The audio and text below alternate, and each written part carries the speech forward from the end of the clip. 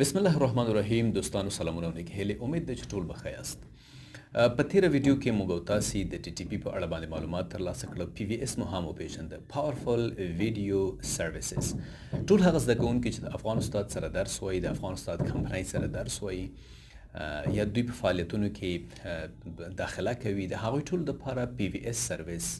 یا پاورفل ویډیو سرویسز د دوی ټول لپاره وړیا دي او د ټول ورڅخه استفاده کولی شي. نن زموږ تاسو د ډي ټي پی پروګرام لومړنی درس دی.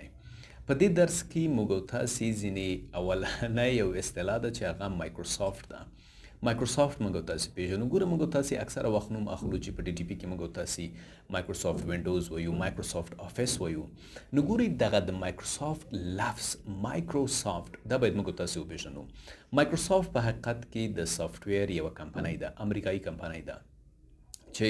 4 د اپریل 1915 کال باندې د بیل ګیټس هم تاسو ټول پیژنو، بیل ګیټس او همدارنګه د پال ایلن په واسطه د دوه شخص دي، د دوی په واسطه باندې د کمپنۍ رامنځته شوله. دوی لومړي ځل لپاره واړه کوچني سافټویرونه جوړول، وروسته بیا آی بی ام اعلان وکړ. آی بی ام یو مشهوره کمپنۍ ده چې ټول موږ تاسو د هغې د نوم سره هم اشنا یاستو. آی بی ام اعلان وکړ چې موږ کمپیوټر جوړ کړی دی او د دې کمپیوټر لپاره یو اپریټنګ سیستم ته موږ ضرورت لرو، یو غټ سافټویر ته ضرورت لرو ترڅو په دې کمپیوټر کې موږ هغه انسټال کړو او کمپیوټر باندې خپل فعالیتونه سرته ورسوي. نو دغه اعلان په اخبار کې وو. هغه وخت کې خو دا شیونه نه وو، تلویزیون داسې څونه، په اخبار کې دا اعلان ورکړل شوی وو. نو بیل ګیټس دا اعلان وکړ او ورغه آی بی ام کمپنۍ ته هغوی سره قرارداد امضا کړ. خو د قرارداد یو شرط دا وګورئ، بیل ګیټس په هغه وخت کې هم ډیر زیات ذهین و. یو شرط د قرارداد دا و چې بیل ګیټس ورته وویل چې زه تاسو ته اپریټنګ سیستم جوړوم، ستاسو د آی بی ام کمپیوټر ته زه اپریټنګ سیستم جوړوم، خو یو شرط به دا وي، هغه دا چې هر آی بی ام کمپیوټر کې چې تاسو د مایکروسافت دغه اپریټنګ سیستم انسټالوئ،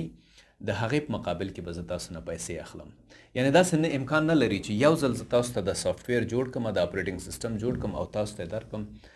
تاسو د هغې څخه ګټه اخلئ او خپل کاروبار باندې مخ ته وړئ. بلکې نه، هر سافټویر چې تاسو خرڅوئ، هر کمپیوټر چې تاسو خرڅوئ، د هغې مقابل کې به زه تاسو نه پیسې اخلم. او بیل ګیټس یو بل بهتر کار دا وکړ چې دغه اپریټنګ سیستم چې کله جوړ کړ، د دې دپاره لایسنس کی لکه یو کوډ غوندې، یو پاسورډ غوندې سیستم یې تولید کړ، ورته دا هم جوړ کړ چې کله به آی بی ام په هر کمپیوټر کې د مایکروسافت اپریټنګ سیستم انسټالوه، نو کار به کوه، خو تر هغې پورې به فعالیت نشو کولی تر څو پورې چې کوډ ورکې داخل نه کړي، تر څو پورې چې لایسنس کی ورکې داخل نه کړي. نو مایکروسافت په دې باندې ډېره زیاته ګټه کوله. وروسته مایکروسافت داسې فکر وکړ چې مونږ خو سمه ده آی بی ام ته د لایسنس کی ورکوو، د آی بی ام د خوا څخه موږ ته پیسې لاسته راځي، خو دا دومره پیسې نه دي لکه څومره چې موږ غواړو. ځکه مایکروسافت چې کله په لومړي ځل باندې جوړه شوله، هغوی خپل ځان دپاره یو ویژن، یو لیدلوری وټاکه. مایکروسافت وویل چې موږ غواړو په نړۍ کې هر شخص یو کمپیوټر ولري او د هغې کې موږ اپریټنګ سیستم د مایکروسافت اپریټنګ سیستم پکې کار وکړي. نو دا یو ډېر غټ لیدلوری و. دې لیدلوري ته د رسېدو دپاره مایکروسافت هېڅکله په دې باندې ګټه نه شو کولی چې دوی آی بی ام ته اپریټنګ سیستم جوړ کړي، دوی اپل ته اپریټنګ سیستم جوړ کړي، دوی یو بل کمپنۍ دپاره اپریټنګ سیستم جوړ کړي، بلکې دا ګټه په هغه وخت کې دوی کولی شوه چې دوی په خپله یو اپریټنګ سیستم جوړ کړي. نو همدا و چې مایکروسافت په خپله یو اپریټنګ سیستم جوړ کړ. لومړی ځل یې هغې ته نوم کېښود ډاس یا ډیسک اپریټنګ سیستم. وروسته بیا دغه اپریټنګ سیستم کې بیل ګیټس او مکمل ټیم خو غټ شو که نه، هغوی ورو ورو په دې کې تغییرات راوستل، وینډوز یې رامنځته کړله. وینډوز 95 یو بهترین اپریټنګ سیستم و، جی آی و، ګرافیکل یوزر انټرفیس. یعنی لکه څنګه چې موږ تاسې نن سبا د وینډوز استفاده کوو، دا جی آی ده، ګرافیکل یوزر انټرفیس ده. یعنی موږ کلیک کوو، هلته نتیجه وینو، د ګرافیک په ډول باندې موږ نتیجه وینو. نو آیوا خلکو ډېر زیات خوښ کړه، ډېر زیات ونه وکړله چې او بیل ګیټس خامخا راځي چې بیل ګیټس سافت هغه شخص ظاهر شو، خلکو به مایکروسافت لومړی ځل هم په 8 وینډو 95 وینډوز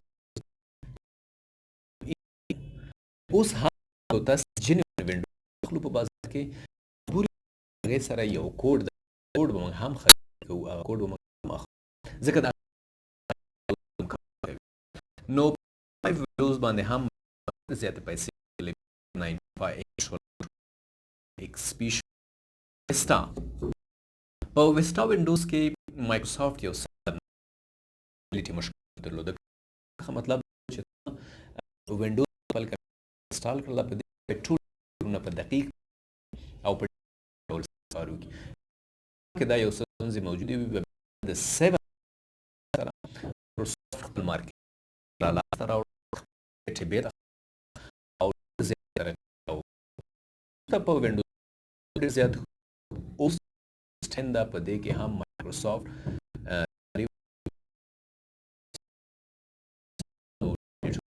کې د دوی اپریټینګ سیسټم انسټال دی خلک د لایسنس اخیستې ده یا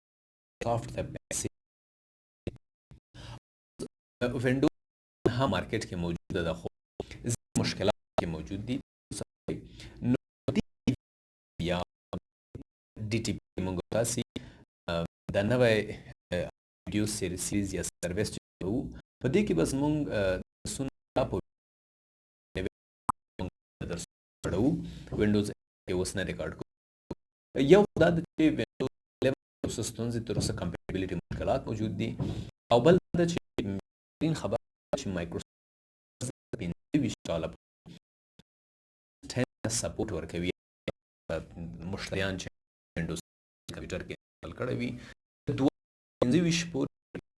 کوم ځل دوی په سیستم کې رامنځته کیږي مایکروسافټ هغوی سره همکاري یعنی سپورټ ورکوي د 2015 څخه وروسته بیا سپورټ نه ورکوي هغې څخه وروسته بیا موږ تاسې 11 ته راشو په هغه کې به هم پی وی ایس جوړ کړو نو مایکروسافټ اصل کې خبره زموږ استاد مایکروسافټ باندې و مایکروسافټ نه تنها دا چې وینډوز جوړ کړی ده یا اپریټینګ سیسټم یې جوړ کړی دی بلکې نور ډېر زیات سافټویرونه دي ګورئ موږ تاسې ورډ ایکسل پاور پوینټ اکسس دا پروګرامونه د چا دي د افیس پروګرامونه دي د مایکروسافټ کمپنۍ دي همدارنګه که چېرته تاسو وګورئ ایکس باکس د گیم یو مکمله دنیا ده دا د مایکروسافټ کمپنۍ ده ازر که موږ تاسې وګورو کلاود کمپیوټینګ باندې به انشاءالله زه یو ورځ ویډیو جوړوم کلاود کمپیوټینګ کې هم مایکروسافټ داخل شوی دی ازر د نړۍ دویم بهترین کلاود کمپیوټینګ سیسټم دی د امازون یا د AWS یا د امازون ویب سروس څخه وروسته دویم کلاود کمپیوټینګ سیسټم چې په نړۍ کې ډېر زیات خلک استعمالوي هغه ازر دی همداسې تاسو وګورئ آوټلوک مایکروسافټ آوټلوک یو بهترین پروګرام دی د ایمیل د لیږدولو رالیږدولو دپاره چې موږ تاسې دې څخه ګټه اخلو سکایپ وګورئ تاسو دا د مایکروسافټ دی همداسې لینکډین یو سوشل میډیا ده لکه څنګه چې موږ تاسې فیسبوک یوټیوب ټویټر انسټاګرام دا سیزونه لرو لینکډین هم همداسې یو سوشل میډیا ده خو د پروفیشنل کسانو دپاره د مسلکي کسانو دپاره هغوی پکې خپل پروفایل جوړوي او ډیټا شیر کوي نو مایکروسافټ موږ تاسې وپېژندله مایکروسافټ ډېره زیاته غټه کمپنۍ ده د سافټویرونو چې نه تنها د کمپیوټر په بخش کې بلکې موبایل په بخش کې دوی هم اپریټینګ سیسټم لري نوکیا دپاره دوی خپل اپریټینګ سیسټم لري نو په گیم کې هم دوی موجود دي ایکس باکس کې کلاود کمپیوټینګ کې هم دوی موجود دي ازر همدارنګه په سوشل میډیا کې لینکډین همدارنګه په سکایپ تاسو وګورئ چې یو بهترین مسنجر دی د وایس یا د ویډیو کال لپاره او همدارنګه د ټیکس لپاره نو مایکروسافټ یو بهترینه غټه کمپنۍ ده او د چا د خوا څخه جوړه شوې وه د بیل ګیټس او د پال ایلن په واسطه باندې جوړه شوې وه چې وروسته بیا د پال ایلن د دې کمپنۍ څخه ووته تنها بیل ګیټس پاتې شو اوس چې دی د مایکروسافټ کمپنۍ CEO یا چیف ایگزیکټیو افیسر یا اجرایوي رئیس چې دی هغه ساتیا نډیلا ده انشاءالله د مایکروسافټ په اړه باندې به موږ کیس سټډي ویډیوګانې جوړو د نورو کمپنیو په اړه باندې به هم دا ویډیوګانې جوړو خو دا ویډیو چې دا زموږ ستاسې د ډي ټي پي لومړنۍ ویډیو ده چې په دې کې موږ تاسې مایکروسافټ وپېژندله امید ده چې تاسو به د دې ویډیو څخه ډېر څه زده کوئ تر بیا پورې ښه وختونه ولرئ